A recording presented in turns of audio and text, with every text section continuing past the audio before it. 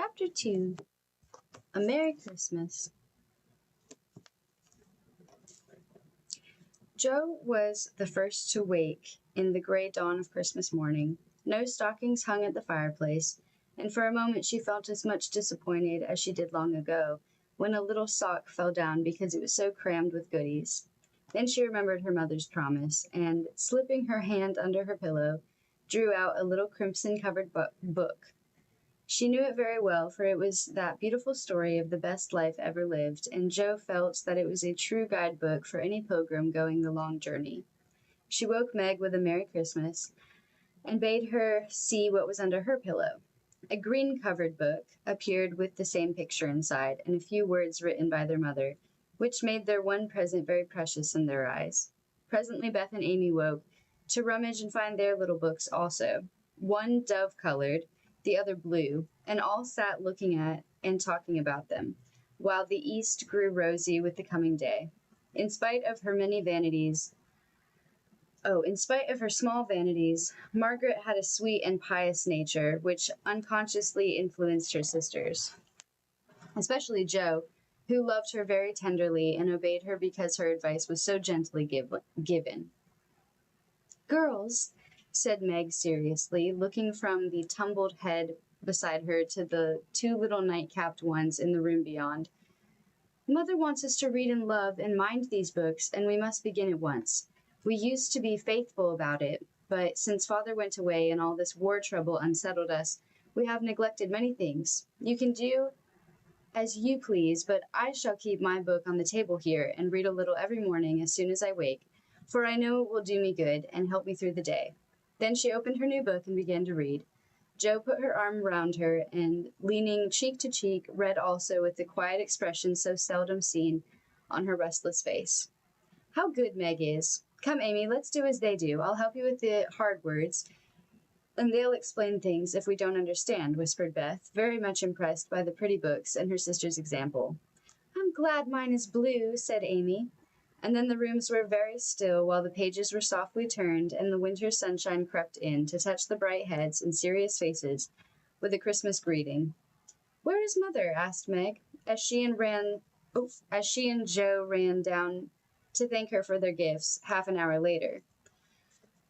"Goodness only knows. Some poor creetur come a-begging, and your ma went straight off to see what was needed. There never was such a woman for giving away victuals and drink, clothes and firing," replied Hannah, who had lived with the family since Meg was born, and was considered by them all more as a friend than a servant. "She will be back soon, I think, so fry your cakes and have everything ready," said Meg, looking over the presents which were collected in a basket and kept under the sofa, ready to be produced at the proper time. "Why, where is Amy's bottle of cologne?" she added, as the little flask did not appear. "She took it out a minute ago and went off with it to put a ribbon on it, or some such notion," replied Jo, dancing about the room to take the first stiffness off the new army slippers. "How nice my handkerchiefs look, don't they? Hannah washed and ironed them for me, and I marked them all myself," said Beth, looking proudly at the somewhat uneven letters which had cost her such labor. "Bless the child, she's gone and put Mother on these instead of Miss March. How funny," cried Jo, taking up one. "Isn't it right? I thought it was better to do it so, because Meg's initials are M.M., and I don't want anyone to use these but Marmee," said Beth, looking troubled. "It's all right, dear, and a very pretty idea, quite sensible too, for no one can ever mistake them now. It will please her very much, I know," said Meg, with a frown to Jo and a smile for Beth. "There's Mother, hide the basket quick," cried Jo, as a door slammed and steps sounded in the hall. Amy came in hastily and looked rather abashed when she saw her sisters all waiting for her. "Where have you been, and what are you hiding behind you?" asked Meg, surprised to see by her hood and cloak that lazy Amy had been out so early. "Don't laugh at me, Jo. I didn't mean anyone should know until the time came. I only meant to change the little bottle for a big one, and I gave all my money to get it, and I'm truly trying not to be selfish any more." As she spoke, Amy showed the handsome flask, which replaced the cheap one, and looked so earnest and humble in her little effort to forget herself that Meg hugged her on the spot, and Jo pronounced her a trump, while Beth ran to the window and picked her finest rose to ornament the stately bottle. You see, I felt ashamed of my present after reading and talking about being good this morning, so I ran around the corner and changed it the minute I was up, and I'm so glad, for mine is the handsomest now. Another bang of the street door sent the basket under the sofa and the girls to the table, eager for breakfast. Merry Christmas, Marmee! Many of them. Thank you for our books. We read some, and mean to every day, they cried in chorus. Merry Christmas, little daughters. I'm glad you began at once and hope you will keep on. But I want to say one word before we sit down. Not far away from here lives a poor woman with a little newborn baby. 6 children are huddled into one bed to keep them from freezing, for they have no fire. There is nothing to eat over there, and the oldest boy came to tell me they were suffering hunger and cold. My girls, will you give them your breakfast as a Christmas present? They were all unusually hungry, having waited nearly an hour, and for a minute no one spoke. Only a minute, for Joe exclaimed impetuously, I'm so glad you came before we began. May I go and help carry the things to the poor little children? Said Beth eagerly. I shall take the cream and the muffins, added Amy, heroically, giving up the articles she most liked. Meg was already covering the buckwheats and piling the bread into one big plate. I thought you'd do it, said Mrs. March, smiling, as if satisfied. You shall all go and help me, and when we come back we will have bread and milk for breakfast, and make it up at dinner time. They were soon ready, and the procession set out. Fortunately, it was early, and they went through back streets, so few people saw them, and no one laughed at the queer party. A poor, bare, miserable room it was, with broken windows, no fire, ragged bedcloths, a sick mother, wailing baby, and a group of pale, hungry children cuddled under one old quilt, trying to keep warm. How the big eyes stared and the blue lips smiled as the girls went in. Ach, mein Gott! It is good angels come to us, said the poor woman, crying for joy. Funny angels in hoods and mittens, said Joe, and set them laughing. In a few minutes it really did seem as if kind spirits had been at work there. Hannah, who had carried wood, made a fire and stopped up the broken panes with old hats and her own cloak.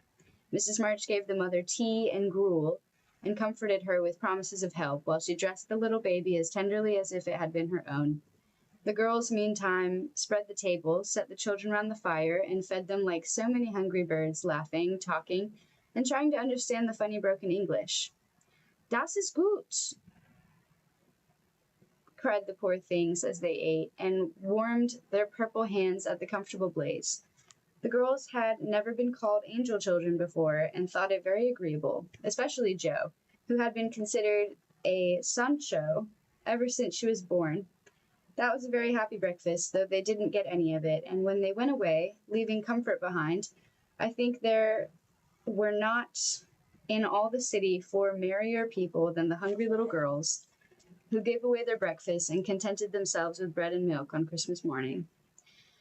That's loving our neighbor better than ourselves, and I like it, said Meg, as they set out their presents while their mother was upstairs collecting clothes for the poor Hummels. Not a very splendid show, but there was a great deal of love done up in the few little bundles, and the tall vase of red roses, white chrysanthemums, and trailing vines, which stood in the middle, gave quite an elegant air to the table. She's coming! Strike up, Beth! Open the door, Amy! 3 cheers for Marmee, cried Jo, prancing about, while Meg went to conduct Mother to the seat of honor. Beth played her gayest march. Amy threw open the door, and Meg enacted escort with great dignity. Mrs. March was both surprised and touched, and smiled with her eyes full as she examined her presents and read the little notes which accompanied them. The slippers went on at once, a new handkerchief was slipped into her pocket, all scented with Amy's cologne, the rose was fastened in her bosom, and the nice gloves were pronounced a perfect fit. There was a good deal of laughing and kissing, and explaining, in the simple, loving fashion which makes these homes festivals so pleasant at the time, so sweet to remember long afterward, and then all fell to work. The morning charities and ceremonies took so much time that the rest of the day was devoted to preparations for the evening festivities. Not rich enough to afford any great outlay for private performances, the girls put their visits to work, and, necessity being the mother of invention, made whatever they needed. Very clever were some of their productions. Pasteboard guitars, antique lamps made of old-fashioned butter boats covered with silver paper, gorgeous robes of old cotton glittering with tin spangles of a pickle factory, and armor covered with the same useful diamond-shaped bits left in sheets when the lids of tin preserved pots were cut out. The furniture was used to being turned topsy-turvy, and the big chamber was the scene of many innocent revels. No gentlemen were admitted, so Jo played male parts to her heart's content and took immense satisfaction in a pair of russet leather boots given her by a friend who knew a lady who knew an actor. These boots, an old foil and a slashed doublet once used by an artist for some picture, were Jo's chief treasures and appeared on all occasions. The smallness of the company made it necessary for the two principal actors to take several parts apiece, and they certainly deserve some credit for the hard work they did in learning 3 or 4 different parts, whisking in and out of various costumes and managing the stage besides. It was excellent drill for their memories, a harmless amusement, and employed many hours which otherwise would have been idle, lonely, or spent in less profitable society. On Christmas night, a dozen girls piled onto the bed, which was the dress circle, and sat before the blue and yellow chintz curtains in a most flattering state of expectancy. There was a good deal of rustling and whispering behind the curtain, a trifle of lamp smoke, and an occasional giggle from Amy, who was apt to get hysterical in the excitement of the moment. Presently a bell sounded, the curtains flew apart, and the operatic tragedy began. A gloomy wood, according to the one playbill, was represented by a few shrubs in pots, a green vase on the floor, and a cave in the distance. This cave was made with a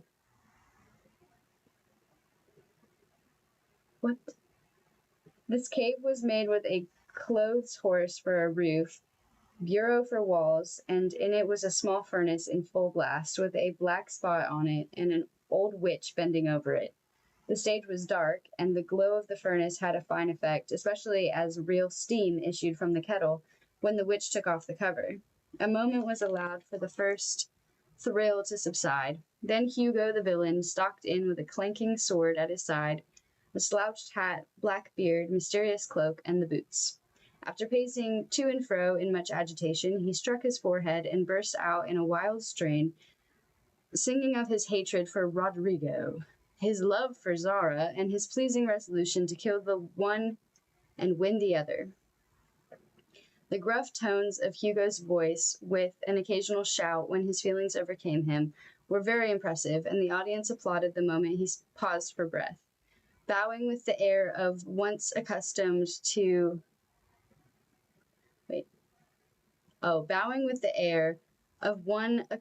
to public praise, he stole to the cavern and ordered Hagar to come forth with a commanding, "What ho, minion, I need thee."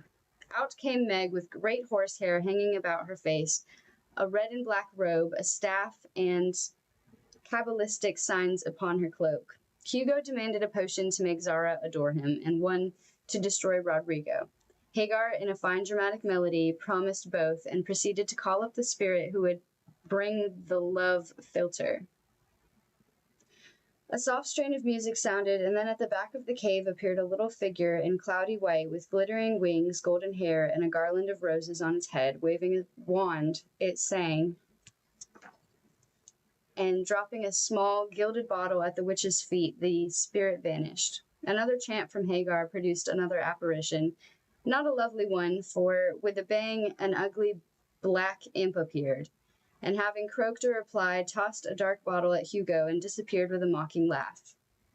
Having warbled his thanks and put the potions in his boots, Hugo departed, and Hagar informed the audience that as he had killed a few of her friends in times past, she had cursed him, and intended to thwart his plans and be revenged on him. Then the curtain fell, and the audience reposed and ate candy while discussing the merits of the play. A good deal of hammering went on before the curtain rose again, but when it became evident what a masterpiece of stage carpentering had been got up, no one murmured at the delay. It was truly superb. A tower rose to the ceiling, halfway up appeared a window with a lamp burning at it, and behind the white curtain appeared Zara in a lovely blue and silver dress, waiting for Rodrigo.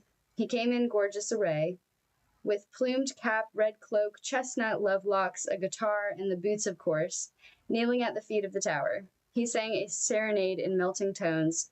Zara replied, and after a musical dialogue, consented to fly. Then came the grand effect of the play. Rodrigo produced a rope ladder with 5 steps to it, threw up one end, and invited Zara to descend. Timidly, she crept from her lattice, put her hand on Rodrigo's shoulder, and was about to keep gracefully down, when, alas, alas, for Zara, she forgot her train. It caught in the window, and tower tottered, leaned forward, fell with a crash, and buried the unhappy lovers in the ruins. A universal shriek arose as the russet boots waved wildly from the wreck, and a golden head emerged, exclaiming, "I told you so, I told you so," with wonderful presence of mind. Don Pedro, the cruel sire, rushed in, dragged out his daughter with a hasty aside. Don't laugh, act as if it was all right," and ordering Rodrigo up, banished him from the kingdom with wrath and scorn. Though decidedly shaken by the fall of the tower upon him, Rodrigo defied the old gentleman and refused to stir. This dauntless example fired Zara. She also defied her sire, and he ordered them both to the deepest dungeons of the castle. A stout little retainer came in with chains, and led them away, looking very much frightened, and evidently forgetting the speech he ought to have made. Act third was the castle hall, and here Hagar appeared, having come to free the lovers and finish Hugo.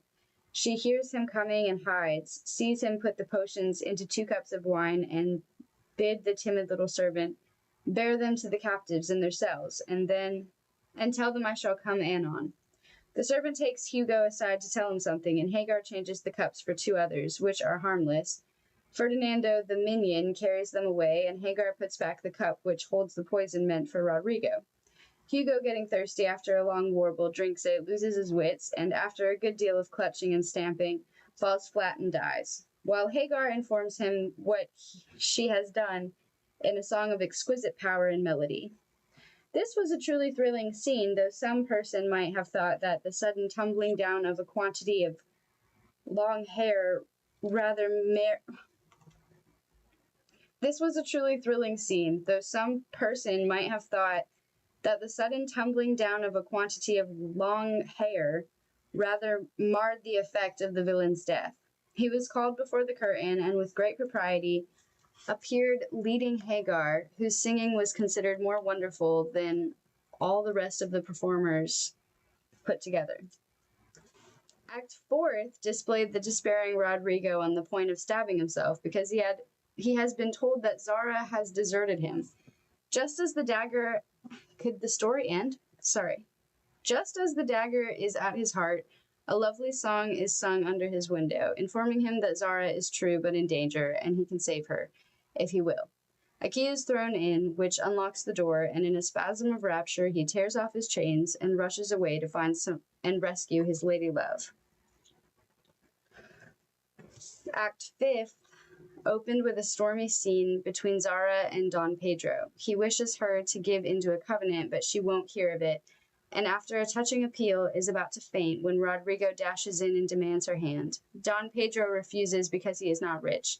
They shout and gesticulate tremendously, but cannot agree, and Rodrigo is about to bear away the exhausted Zara, when the timid servant enters with a letter and a bag from Hagar, who has mysteriously disappeared. The letter informs the party that she bequeaths untold wealth to the young pair and an awful doom to Don Pedro if he doesn't make them happy. The bag is opened and several quarts of tin money shower down upon the stage until it is quite glorified with the glitter. This entirely softens the stern sire. He consents without a murmur.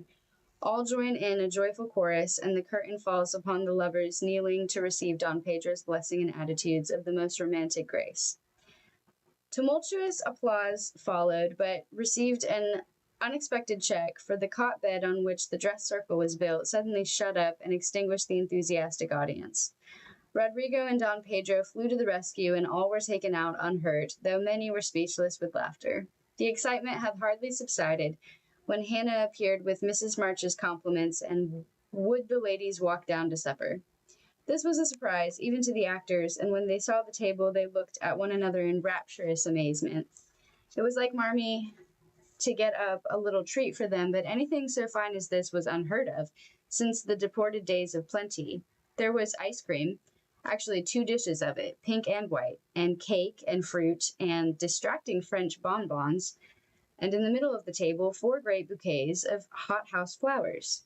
It quite took their breath away, and they stared first at the table and then at their mother, who looked as if she enjoyed it immensely. "Is it fairies?" asked Amy. "It's Santa Claus," said Beth. "Mother did it," said Meg, smiled her sweetest in spite her gray beard and white eyebrows. "Aunt March had a good fit and sent the supper," cried Joe with a sudden inspiration. "All wrong. Old Mr. Lawrence sent it," replied Mrs. March. "The Lawrence boy's grandfather? What in the world put such a thing into his head?" "We don't know him," exclaimed Meg. "Hannah told one of his servants about your breakfast party. He is an odd old gentleman, but that pleased him. He knew my father years ago, and he sent me a polite note this afternoon saying he hoped I would allow him to express his friendly feeling toward my children by sending them a few trifles in honor of the day. I could not refuse, and so you have a little feast at night to make up for the bread and milk breakfast." "That boy put it into his head, I know he did. He's a capital fellow, and I wish we could get acquainted. He looks as if he'd like to know us, but he's bashful, and Meg is so prim she won't let me speak to him when we pass," said Joe, as the plates went round and the ice began to melt out of sight with ohs and ahs of satisfaction. "You mean the people who live in the big house next door, don't you?" asked one of the girls. "My mother knows old Mr. Lawrence, but says he's very proud and doesn't like to mix with his neighbors. He keeps his grandson shut up when he isn't riding or walking with his tutor, and makes him study very hard. We invited him to our party, but he didn't come. Mother says he's very nice, though he never speaks to us girls. Our cat ran away once, and he brought her back, and we talked over the fence, and we're getting on capitally, all about cricket and so on, when he saw Meg coming and walked off. I mean to know him someday, for he needs fun, and I'm sure he does." Why can't I read? "When he saw Meg coming and walked off. I mean to know him some day, for he needs fun. I'm sure he does," said Joe decidedly. "I like his manners, and he looks like a little gentleman, so I've no objection to your knowing him, if a proper opportunity comes. He brought the flowers himself, and I should have asked him in if I had been sure what was going on upstairs. He looked so wistful as he went away, hearing the frolic, and evidently having none of his own." "It's a mercy you didn't, Mother," laughed Joe, looking at her boots. "But we'll have another play some time that he can see. Perhaps he'll help act. Wouldn't that be jolly?" "I never had such a fine bouquet before. How pretty it is!" And Meg examined her flowers with great interest. "They are lovely, but Beth's roses are sweeter to me," said Mrs. March, smelling the half-dead posy in her belt. Beth nestled up to her and whispered softly, "I wish I could send my bunch to Father. I'm afraid he isn't having such a Merry Christmas as we are." The end.